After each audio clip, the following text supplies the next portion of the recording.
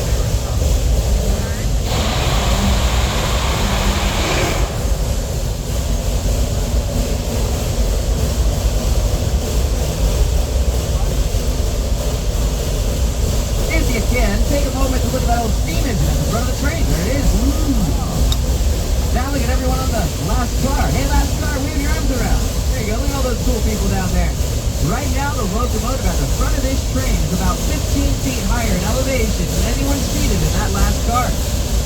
That's because we're currently climbing one of the steepest narrow gauge grades in all of North America. This right here is an 8.5% grade.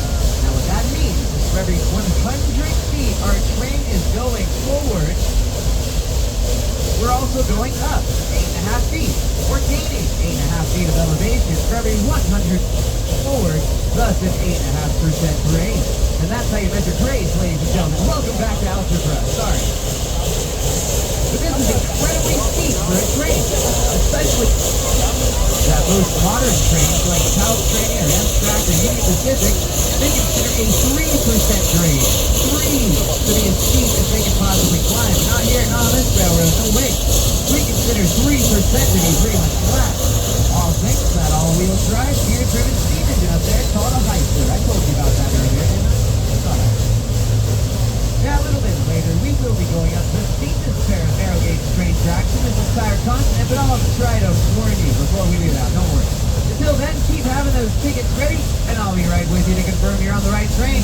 Tickets please, and heads up, he's about to blow the whistle any second now. Might be about 5 seconds from now.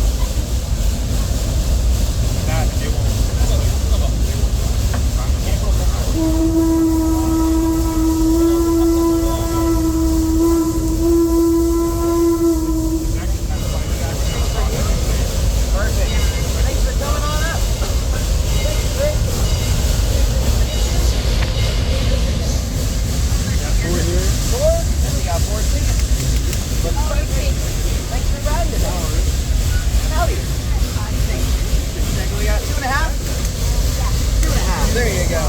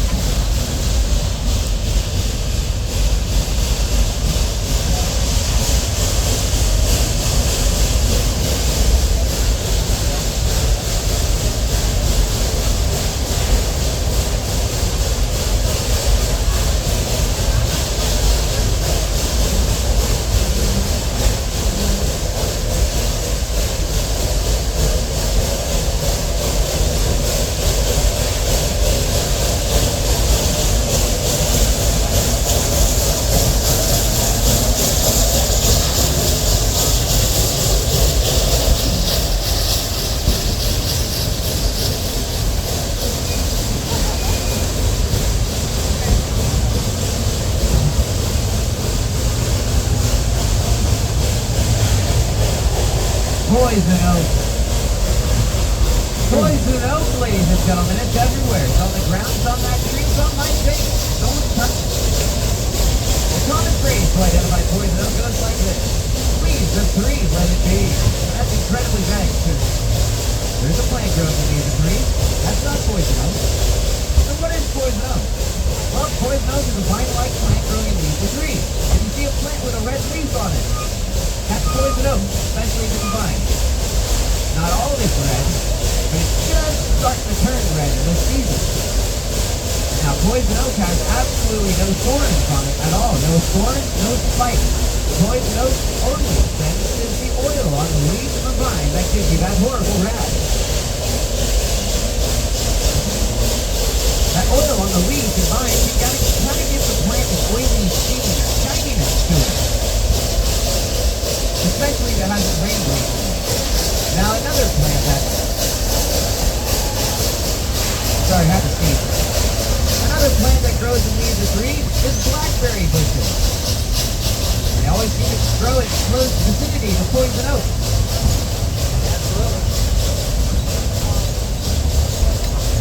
But blackberry bushes have a very jagged, pointed leaf.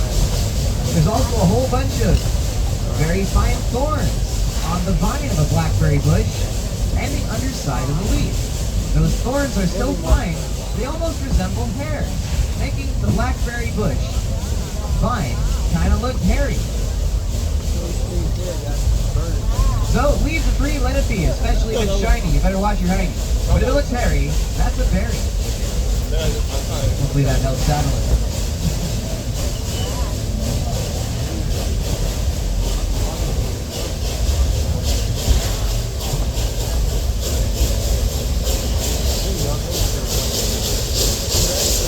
Now, a question I often get asked about this train, is that a real steam engine up there? Where's the smoke? I'm not seeing any big black clouds of smoke come out of that thing like you usually see in the cartoons. There's no smoke. All that black smoke, that's kind of an East Coast thing. Because out there, they burn coal in their steam engines. Out here in the West Coast, we've historically burned oil in our steam engines because our main product out here was lumber. Now, when you burn coal or wood in a steam engine to boil the water, it puts out a lot of embers. Those embers tend to light the forest on fire. Also out here in California, it's kind of hard to get coal. We don't got much of that out here. So since the 1800s, our steam engines have burned oil. Today, we burn recycled crankcase oil. So every time you do an oil change on your car, that old oil gets collected up and refined down until it has no lubricational qualities whatsoever. It's then sent to places like this that have steam engines that need to be fired. Now when fired correctly, the oil burns translucent. So you won't see much smoke come out of that thing.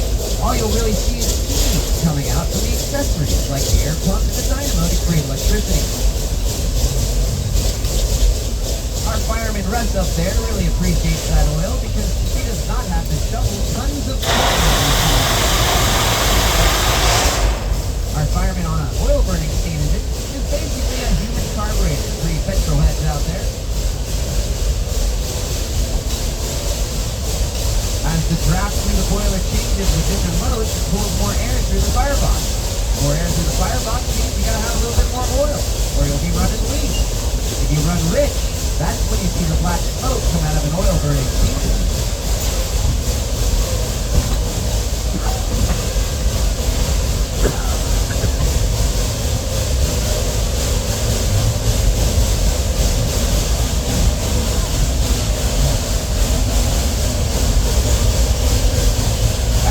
Talk about the oil. But since you guys are all ready with your tickets, I was able to get those tickets so quick. You guys got some access to it.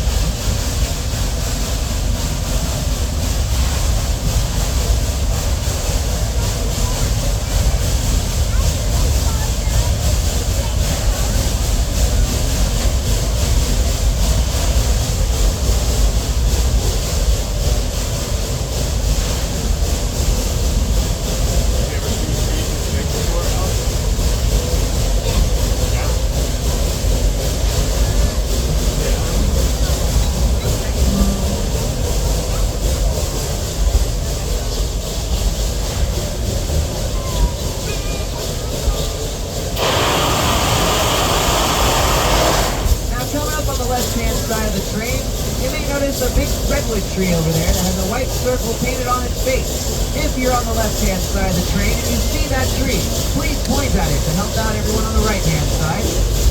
Once you spot that tree, you may notice it has over 20,000 holes pecked into it. That's called a granary tree because of woodpeckers. It's the perfect place in this forest with the right amount of average humidity, temperature, and sunlight for those woodpeckers to bring their meal.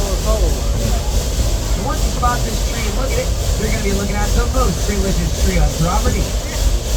Very holy.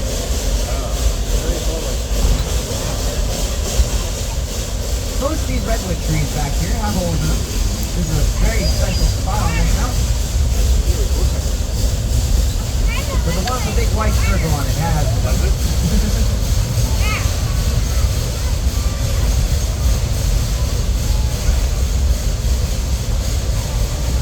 Some conductors like to call it the Swiss cheese tree, but not me.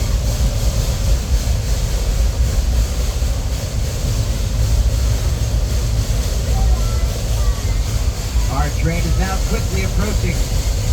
Oh.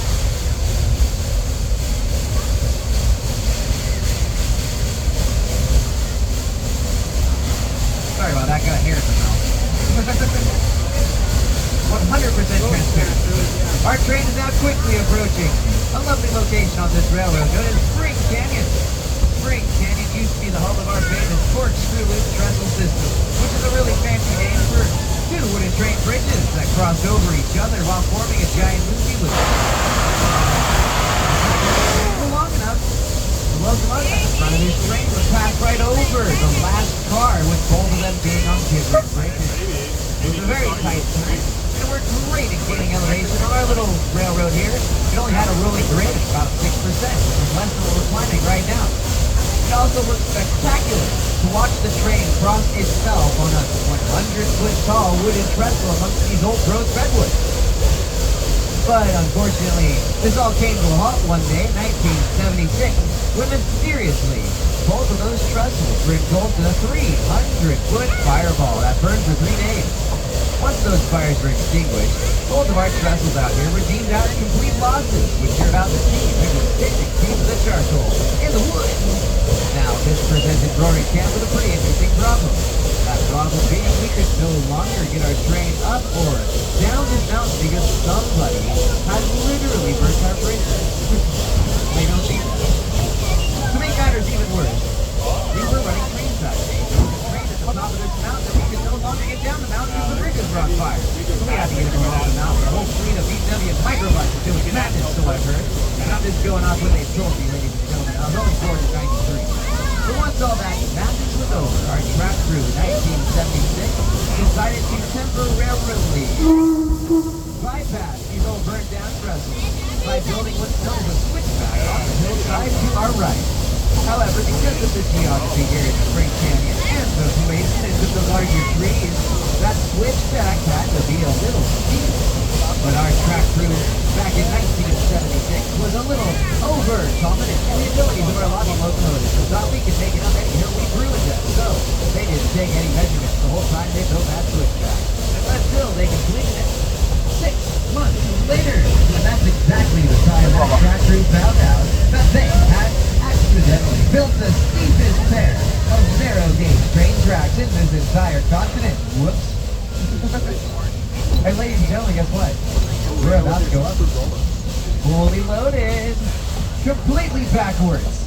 That's right, backwards, making Roaring Camp the most backwards railroad you'll ever ride. So please remain seated and hold on tight as we attempt to make it up this 10.5% grade to our right. With this hill being as steep as it is, it usually takes old 4 engine number 2 about 2 to 3 attempts to make it up this hill. Yesterday it took 5 attempts. So as we roll into Spring Canyon here, be sure to look out around you for those old burnt down trestles. There are 2 trestles out here, both imaginatively named the high trestle above you and the low trestle below you to the left. We're great at naming stuff out here.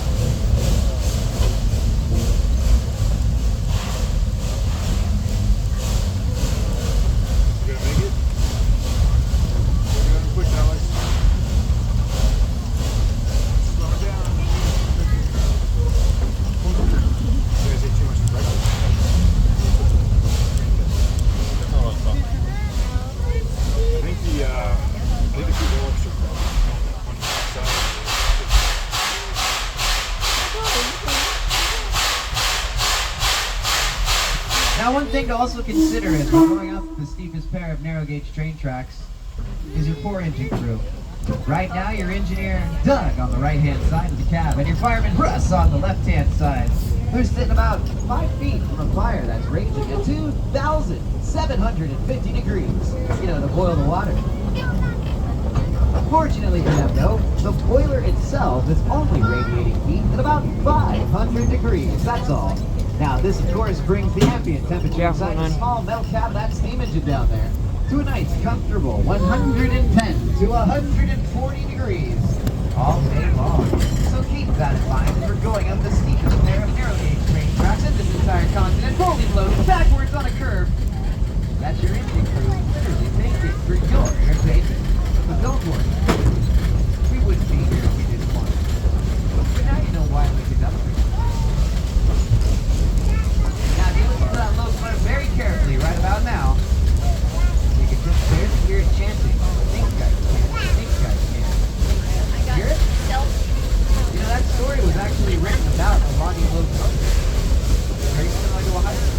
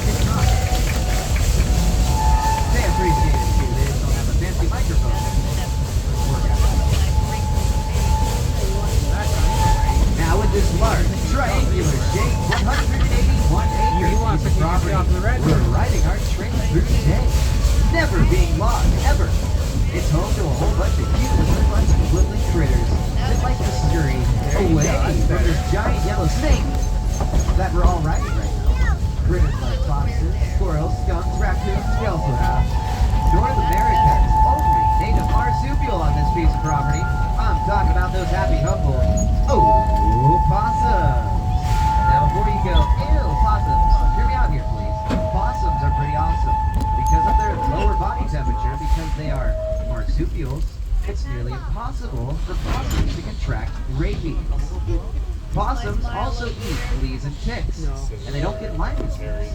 Now what this means is that possums help keep those populations under control in the wild.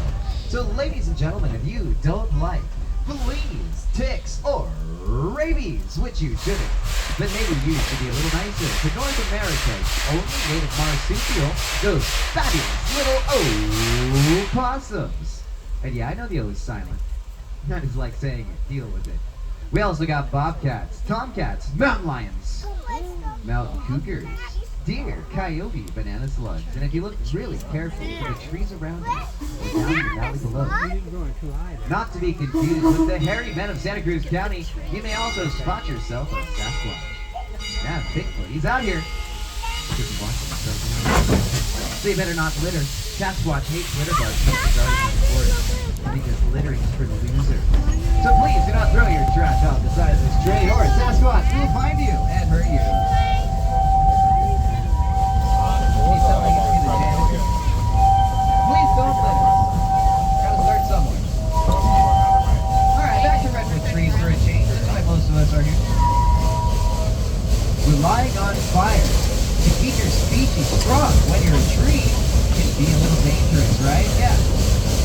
run from the fire when you're a tree, unless you're in the Lord of the Rings. So that's some weird stuff I don't really want to get into. Luckily, coastal redwoods have existed on this weird little blue planet here for over 240 million years. And in that time of existence, these marvelous trees have adapted to overcome fire. One of the ways they do this is through that spongy bark I was talking about earlier. And when the fog goes in every night, it's soaked in that fog like a sponge. So on some of these larger trees, the bark can be a whole foot thick. And it will insulate the inside of the tree to the extreme heat of a forest fire. Now underneath that thick, spongy bark contained in the lumber of the coastal redwood is a very special compound that makes these trees worth an obscene amount of money. It's called tannic acid. Tannic acid makes redwood lumber fire resistant, rust resistant, pest termite resistant, and red. Now for all these reasons, these trees are worth a lot of money. And for that exact reason, when the loggers saw these gigantic, ancient, uncut coastal redwoods stretching as far as their eyes could see, they did not see natural beauty at all. Nope, all they saw were giant dollar signs.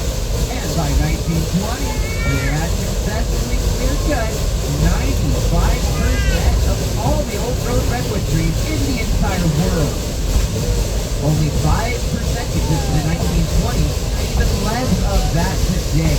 Which brings me to the main reason why this lovely little piece of property is so special. It has nothing to do with the trains and it helps.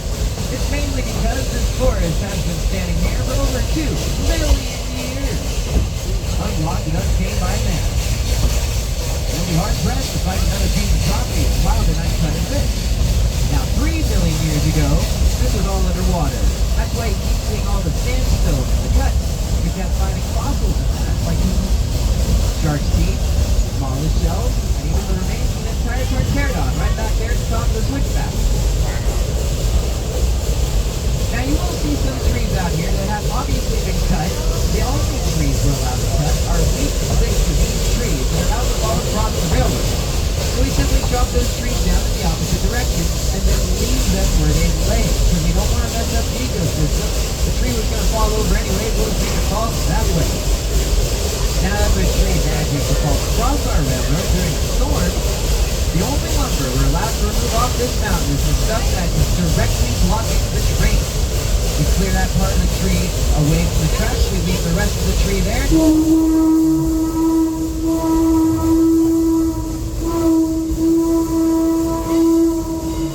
And then we like to sign our initials on what's left of the tree where we left it, so they know who to yell at later. That's why you keep seeing the random letters on the tree. You'll see Steve Leesburg with an SL. You'll see Ian Applegate with some weird pagan-looking symbols. Actually, a triangle with an eye. Someone freaked out about that yesterday. And you'll see a CD. It's actually a line with a circle. That's for me, Charles J. Felipe.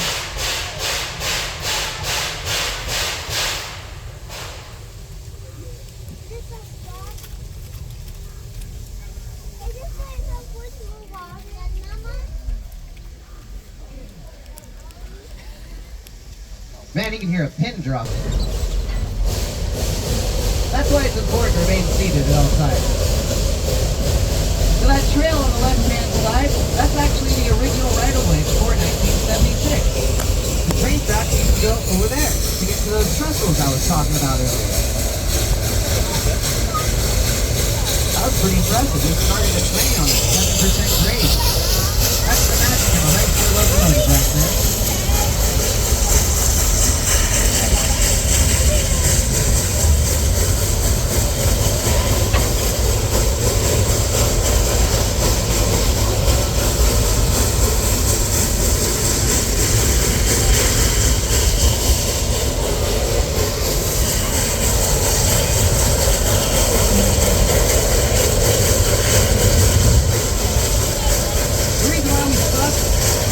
There was a possible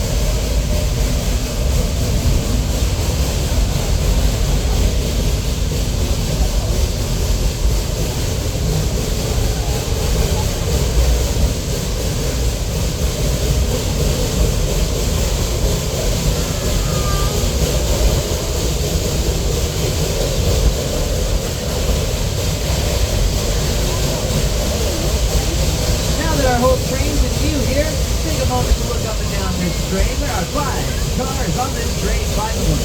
I'm currently standing on the end of the 5th car, being all sorts of obnoxious. Hey! Good to see you all again. It's been a while. So I'm on the 5th car. What car are you in? Now when you look towards the seat engine up there, what side of that car are you on? Are you on the right or left hand side? And wait, in that car are you actually seated?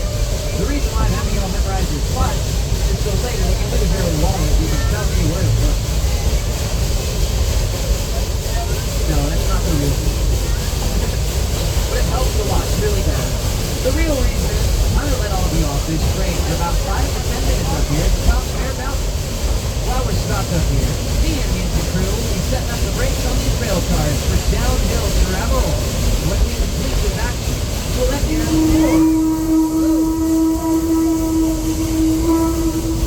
4 whistle blasts from the woo-woo machine. 4 woo-woo.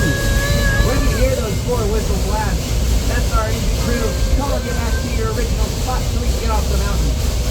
When you hear those 4 whistle blasts, make your way back to your original seat.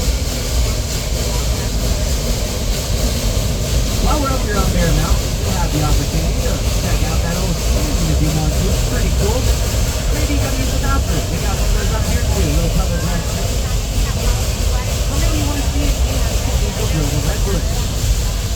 Sounds pretty cool, right? There's Cathedral Groves everywhere. There's one right there. There's one over there. There's one behind us. Technically, any cluster or circle of redwood trees you see out here is a Cathedral Grove. There are thousands of them. But in a moment, I'm going to show you one of the biggest, baddest cathedral groves on this entire mountain. It's a 9,000-year-old grove. That means the roots are 9,000 years old. The trees in the circle are only about 1,700 years old, that's all. And the reason why they're called cathedral groves has to do with the branches. If you ever visit any cathedral grove or redwood trees ever, anywhere, try to stand right in the middle of all those trees and look right up, and you may notice the large branches of all those large trees only face the outside of the circle. Well, because all those trees came from the same root system, they're all aware that they're standing in a circle and that there's no light in the center of them. So they all wait their energy and put their branches in the middle. Now when the water sovereigns reminded them of all these feelings of the cathedral of their church is. The cathedral grove. Which is a pretty interesting considering that we host weddings here, aren't we? Yeah, that's right. You can rent out this whole train, put your wedding party on the train, park it right next to the grove, we'll out to show you how to do the ceremony down there. It's beautiful amongst all those ancient trees. Then you ride the train back down to the train station, where you can then have your reception at the Brent Park Hall, 30 feet away from the train station. It really works out great because nobody's going to drive all over creation, get lost, trying to find a reception like my cousin's wedding. I got to test out the whole system for myself. February 22nd, 2020, right before the end of the world. Talk about being married to your job, huh? That's even wild. You're ready to shut down.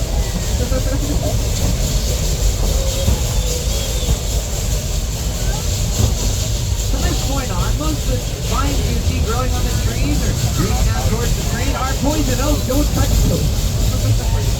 And if you're wondering about the train tracks on the right-hand side, where they go, well, they lead all the way to Hawaii. And now I know exactly who's paying attention.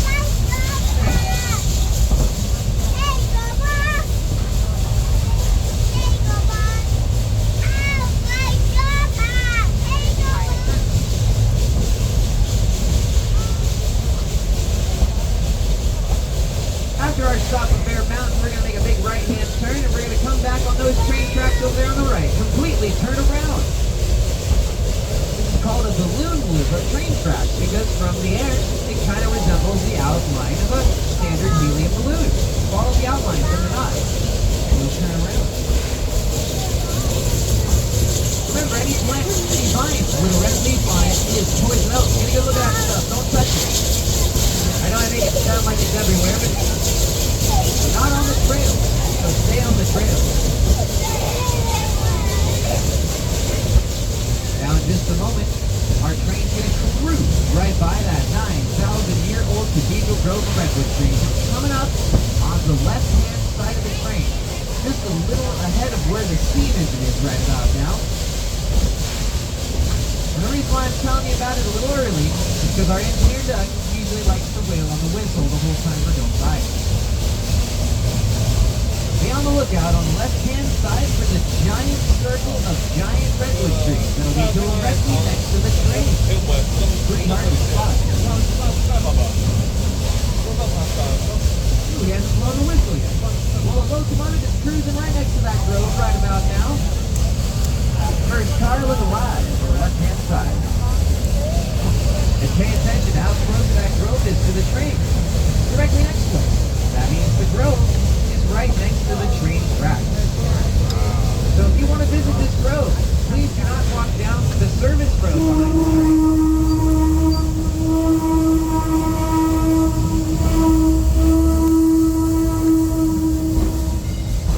So if you'd like to visit this Cathedral Grove while we're up here, please do not walk down the service road behind the train that does not have train tracks on it, because you won't find it. If you can't see the train tracks, guess what? You're in the wrong place. All you gotta do is walk down the train tracks behind our train. You'll then be walking along this lovely little wooden fence. When the lovely little wooden fence ends, you then want to turn to the right. And if you miss the giant circle of trees at that point, well, good luck. But please remain seated until you hear one short whistle blast. That one short whistle blast is our engineer Doug, letting all of us know that the brakes are fully locked up and it's safe to stand at that point. So please do not stand until you hear the whistle. The locomotive up there from 1899, feel free to check that out. The restroom's up the hill to the right. The Cathedral Grove's behind the train.